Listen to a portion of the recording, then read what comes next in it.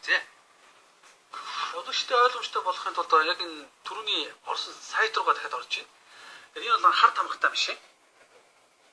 За ингээ хар тамгаар ингээ тамгагдсан. За энийг одоо Япон улсаас одоо хэрэг хитэн дүүргээ оруулж ирэх боломжтой байна гэдгийг харуулъя. За уртлын за зүүн тал нь бол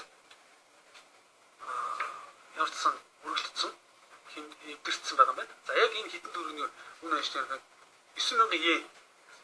За 9000 йенээс их дуудагдаад 167,000 йен болсон байна. Зарагдсан байна. За тэгэхээр 167,000 йений одоо яг яаж бодох вэ гэхээр энийг ч одоо Монгол хүмүүс шилжүүлнэ тийм ээ.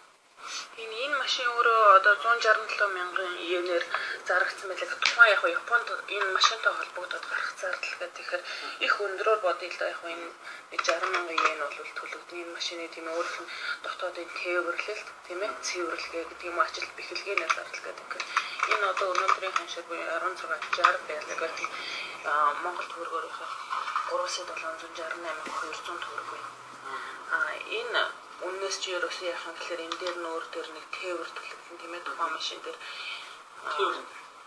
тээврийг төлөвлөн их өндөр доллар өссөн гэдэг ингээд за нэг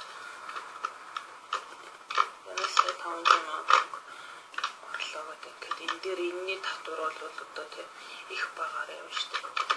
Эвдэрсэн юм ч тийм. Тийм эвдэрсэн машинууд бол за 820,000 төгрөг татвар явах юм байна.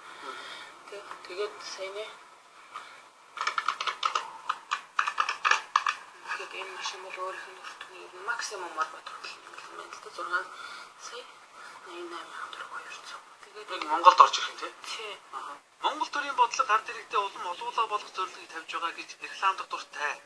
Гэтэл улам олуулаа болох гэж хичээж яваа ард түмнийг нь үе болноор нь устгах эвлиз автомашины 8 өдрөөс өдөрт хүчээ аван соёолон морины хурдаар хурдалсаар байна. Өгсөн авсандаа үлзийтэйгээд баруун зүүнээрээ гар барилцаад салдаг 8-ачд байхад авсны дараа ацтаа шангимууд мөргөнүү амь насаа алтнуу алин ч бадгүйгээд хийсвэр амьсгал хийн түр амьлуулсан төмөр хүлгээр бусдад зарж буянда нүгэл хийх 8-ачдч байна. Өнөөдөр зараад олох ашигндаа гидэж салж болохч өөр нэгэн хүний амь амьдралыг сүйтгэхийн хохироосныхон төлөөсийг хүртэх өдөр ирнэ гэдгийг бодолцохгүй л явна. Төрн төр шиг түшээдэн төрөө туулж түшиж түмэн олноо хангалуун сайхан амьдруулж байсан бол ард иргэд ингэж хэдвчэнтэр хідэн төгрөгөндөө баригдан хямд үнэтэй автомашин руу хошуурах байсан уу?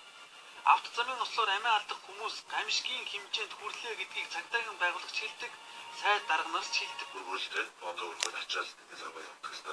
Тавч яваад одоо энэ мөдөд зас янзлах болно. Тэгэхээр засварын газрууд мэдээж ханадаг үл. Тэрхүү их мэдээж засварын газрууд байгаа тэр автотурын дистанц засварууд байдаг. Тэн дээр ороод ард ирж хүртэл ороод үзэхэд таатун дуранд хайрцсан тийм машин бол маш их байдаг шүү дээ. Тэр шинэ шиг янзлал ченж угаагаал гаргачтай. Бид бүгдээрээ тэгээд зэрэг хүний нүдээр энгийн нүдээр харахад юм шиг ааш. Тэгэх байхгүй.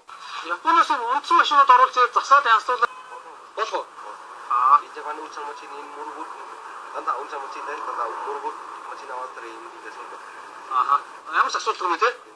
Янзлах юм те? 간다 인 마치는 우창 마치는 아리 дандаа унсан машин байна уу? харин тийм уусаа мачин бэндэ. Цаанаа бас учиртай.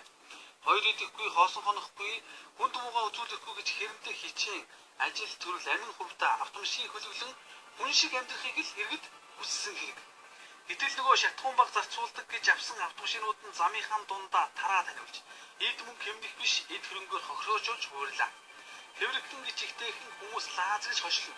Бүх юм нь мэдрэгчтэй бүрэн компьютерчсэн нэг л хэвдрүүл хой сармжийн алдсан хүн шиг болчихдаг гэд элдв янзын хар бараа мэдээ Пүрүүс автомашиныг тойрохгүй дараадлага гарч байна.